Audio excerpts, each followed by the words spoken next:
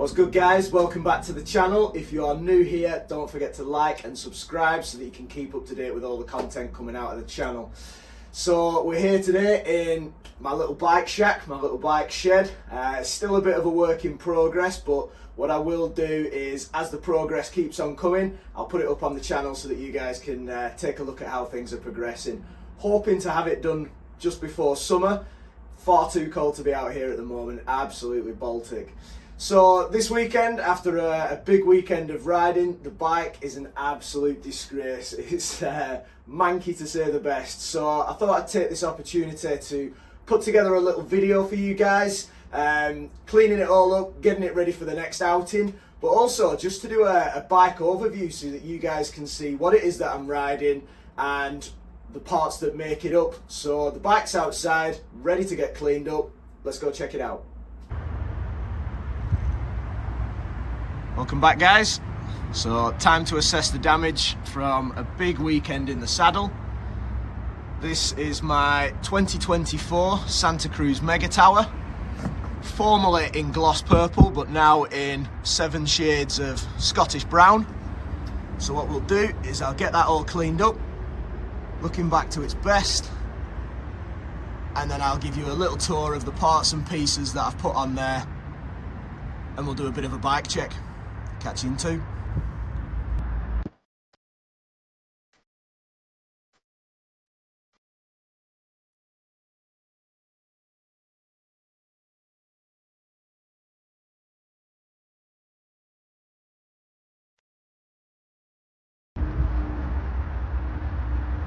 Welcome back, guys. So not perfect, but a whole lot better than it was.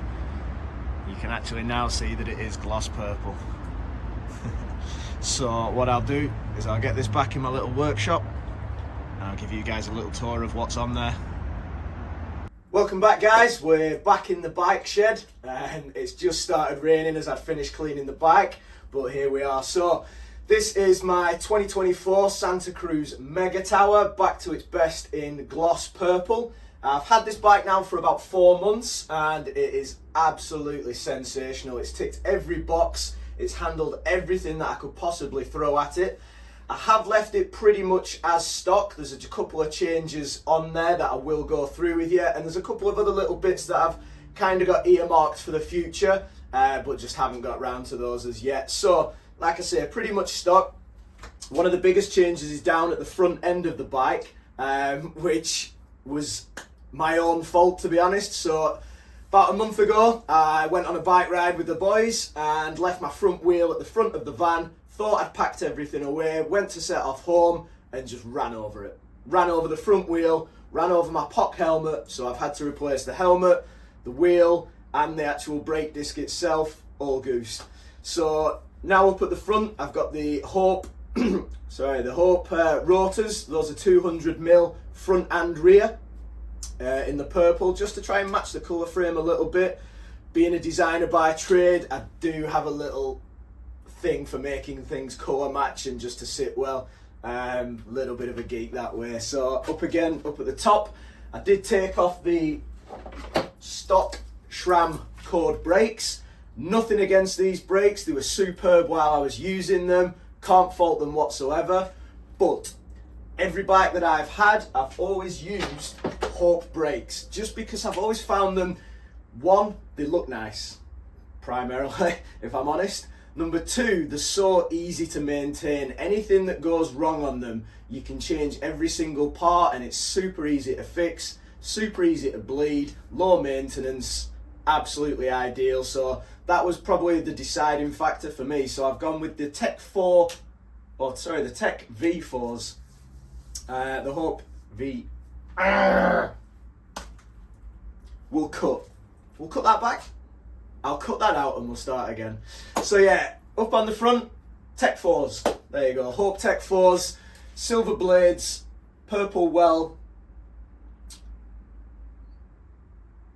We'll cut that out as well. So yeah, silver blades with the purple accents. The front rotors are purple as well. The back one's not yet done, that's in the pipeline. Maybe I'll need to run over that one before I replace it. So we've got the stock SRAM rotors at the back, Hope at the front, V4s front and rear. and some silver Bikecheck parts just on the stem, the actual spacers. Other than that, the bike itself is completely stock. Reason being, I always like to try something out to its fullest before replacing it. So, I mean, it's a Santa Cruz for one, so the reputation speaks for themselves. They're a hell of a bike. So what I wanted to do was get a few months under my belt before I start chopping and changing things and replacing things unnecessarily. Like I say, for me, the biggest ones is the brakes because it's familiar to me. I did have the Tech 3s on 2 previous bikes. Now I've got the Tech 4s, or sorry, the V4s rather. So it's just familiarity for me, knowing how they work, knowing where the bike points are, and just being able to look after and monitor the bike myself. Down at the front, you've got the stock forks, which is the Zeb Select Plus. Unbelievable. Now, every other bike that I've had, albeit 2, they've always had Fox, and I've nothing against Fox whatsoever, but these just feel so much more plush. They feel so much better over every kind of surface. Technical, speedy sections, whatever it is, drops, gaps, jumps, they just feel so much more plush. Big fan of that. Matching with the RockShox coil at the back. On a previous bike I switched to coil and I thoroughly enjoyed it. Like, it was chalk and cheese going from an air shock to a coil shock.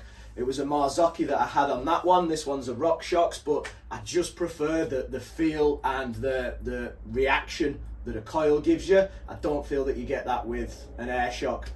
Different strokes for different folks, I understand that, but that's where I am and that's where I'll be staying. The only other difference is the tyres, so it's the Continental Crip Total front and rear in the Enduro casing. Reason being, I spent the best part of 6 months last year trying to get hold of these tyres, couldn't get them anywhere, so I just continued to run my Magic Marys. Again, can't fault them, I've used those for a good couple of years and they handle everything that's thrown at them, but something about the Continentals, there's a lot of hype behind them. Obviously the Athertons use them, you know, Dovey Bike Park, big features down there, all about, you know, how good these tyres perform. So I wanted to give them a go, couldn't get hold of them anywhere, but Tweed Valley Bikes, shout out to Tweed Valley Bikes, they had some in stock when I bought this bike from them, so we just got those straight on there. First impressions and 4 months in, perfect. Absolutely no complaints whatsoever. I did hear sort of rumours and chatter that the grip wears down relatively quick, and they do wear out relatively quick, but I'm now, best part of 5 months in, still looking pretty brand new, handle everything I throw at them, cannot complain whatsoever. Other than that, like I say, pretty much stock. There are some little bits and pieces that are, and the pedals of course. Running flat pedals. I did try clips a couple of weeks ago, but I just can't get on with them. Whatever it is, there's something in my head that just clicks, and it just gives me something else to think about on the trail. I'm too aware that I'm clipped in. I think years and years of riding flats has just stuck with me, so for the time being, I'm back on flat pedals and that's where I'm going to be staying. Might give it another bash, we shall see. But yeah, hope you've enjoyed the video, guys. Hope it's been a little bit interesting. As always, like and subscribe. Much appreciated for your support, and I'll catch you guys on the next one. Take it easy.